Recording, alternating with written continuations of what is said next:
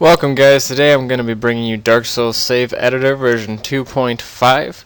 I'm going to be going kind of quick through this. I'm going to go over how to use it, all of the features and stuff, how to get it working. I'm going to try to move kind of quick just in order to make the video quicker and easier for you guys to watch, and also it makes it easier for me to render. So if I go kind of fast past something, feel free to jump back and forward and replace stuff and whatnot. It's a pretty simple program to use though.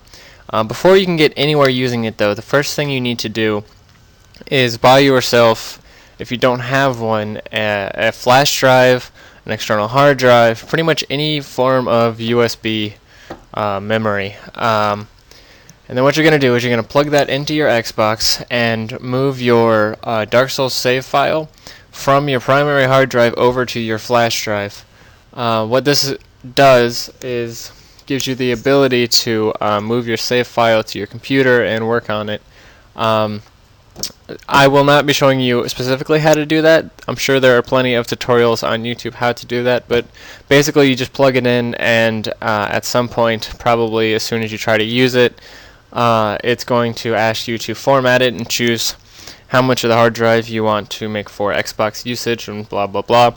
It's pretty straightforward. You guys can probably figure it out, but anyway, moving on, once you've done that and moved your flash drive to your computer, you're going to go to File, Load File from USB.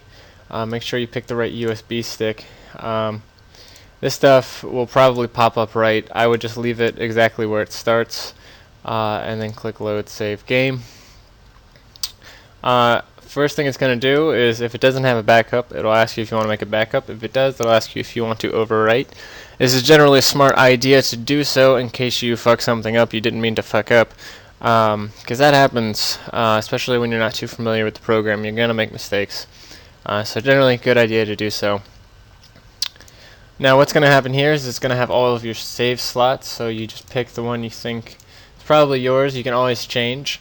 So I've got my character Murderous Kirk pulled up here, so we'll just go with this guy. But if you want to change it, you can just do change save slot and pick another one until you find out what it is. Alright, so let's start easy. Let's go for edit attributes under tools, or attributes, however you say it. This comes up with all of your stats, all of your souls, your physique. You can change how you look, you can change your gift, you can change what class you are, what gender you are, you can change your covenant, you can even change your name. There's a checkbox for enable all warp bonfires. I tried that once and it seemed to mess some stuff up for me. Like it disabled the shortcut over behind Quelaag. I can't remember the name of the covenant, though. I guess I could drop down right here. The Chaos Servant shortcut seemed to be disabled once I enabled the warp bonfires, and I couldn't get it to come back. So I would suggest against doing this. I don't think it works at all. But other than that, everything else works fine. I do highly suggest that if you're modifying your stats and levels and stuff, that you, at least if you're going to be online, at least keep it to something obtainable. Make sure you do the math on it and it's correct, because it only takes one report for you to get a system ban and you'll never be able to play online again. So just try to be fair with it. It is fun to max out your stats and play around while you're in offline mode, so feel free to do that. I mean, I can't tell you guys what to do, but that's just my suggestion. You guys don't want to be getting system bans. Alright, so aside from that, you want to go ahead and okay, so these are the drop downs for the kind of stuff. Just go ahead and click all, and then in this drop down it shows all your different categories for stuff. So say you want armor.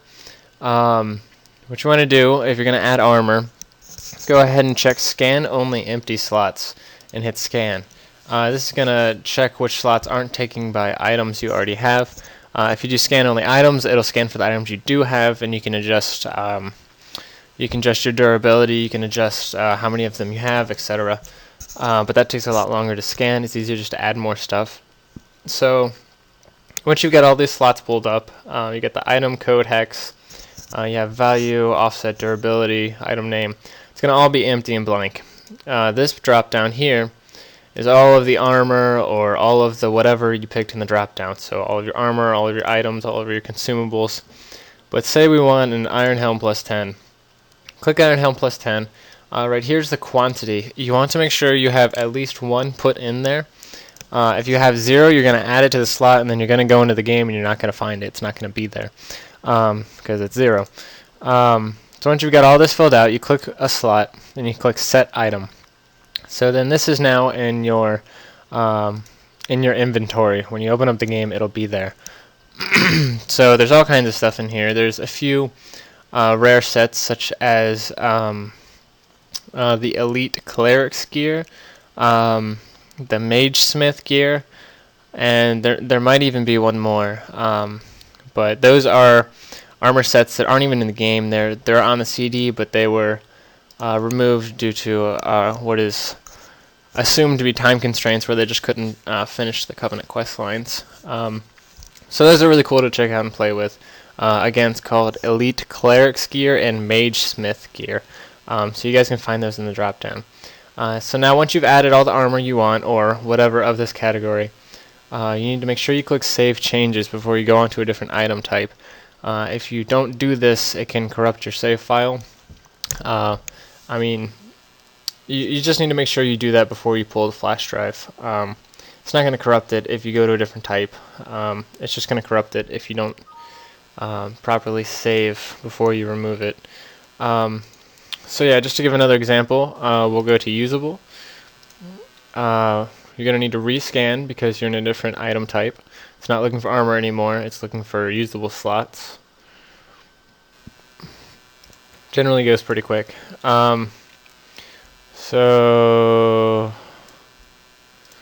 you can also search your stuff by hitting letters. So say I want humanity, I can type 99 in the quantity. Make sure, yeah, so just regular humanity, 99 of them. Durability is 0. If you change that, it may not work right, so don't be changing the durability unless you know you need to. So yeah, so 99 humanity, just set item. So now I have 99 humanity in my inventory. I can even go so far as to give myself multiple stacks of 99 humanity. Same with any other item. You can even add things like, let's see, looking for keys. Keys and key items. Okay. So now that I scanned, it didn't save. Actually, what's going to happen there is that humanity I added is not going to be saved, so therefore it is not going to be added to my inventory. The bit I was saying about corrupting, I just realized I said that wrong. You just need to make sure you do this save before you remove the flash drive, but I'll get there.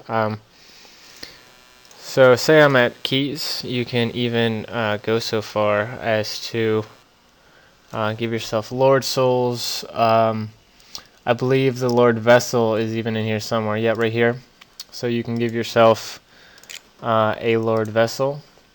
Which things like this, Lord Vessel not stackable. Don't go making it a stack of Lord Vessels. It could mess things up. Just use common sense with stuff. Usually it won't corrupt your game or anything. What'll happen is it just like won't show up, or sometimes what'll happen is it'll show as a stack, but as soon as you use it, it'll drop to the appropriate stack size. So 1 for a Lord Vessel. But yeah, so you could even give yourself multiple Lord Vessels. Stuff like that. So there's all kinds of stuff you can do. I think that pretty much covers it. I mean, there's every item. There's spells, though. Personally, I think spells is the other thing I have not been able to get to work. They just don't seem to be usable. So spells and enable all warp bonfires is the only thing I found in this program that doesn't work properly. The reason I am showing you guys version 2.5, there is an updated version where somebody went through and tried to make it a lot more sleek and fancy and nice looking, but when I downloaded it, I felt like it lost the majority of the functionality. I was not even able to get an Xbox save to load. I think it's been like converted for PC use only or something.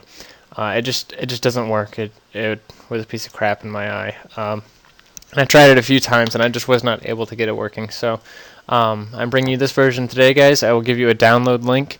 I will edit the download link onto the video file. If you see this video anywhere else other than trying to get you to go to a download link other than the one that is appearing on screen, hopefully by now, don't trust it. Make sure it's the one posted in the video. People have a nasty habit of stealing my videos and putting fake download links. So, but that's it for you guys. I think that pretty much covers all of it. Again, once you've finished editing everything, you would click Save Changes, and then when you're done, I don't want this load vessel, so I'm not going to change that. But when you're done, you click Save and Fix STFS. If you do not do that, your your save file will be corrupted. So you got to make sure you do that before you finish. And then that's about it. After that, you can click Exit and quit the game. Pull your flash drive, put it in your Xbox, and there you have it. Once you load up, you choose your flash drive as your hard drive source, not the one it was before, and you pick your load game, and you should have your stuff. So thanks for joining me, guys. Appreciate your views and ratings, whatnot, whole YouTube nonsense. And I'll be bringing you guys more programs soon, hopefully. I'm going to be trying to dig up some more obscure files for you guys. Hard to find stuff that's really useful. But anyway, I'm just rambling now. I'm probably going to chop off this end bit for time's sake. Enjoy, guys.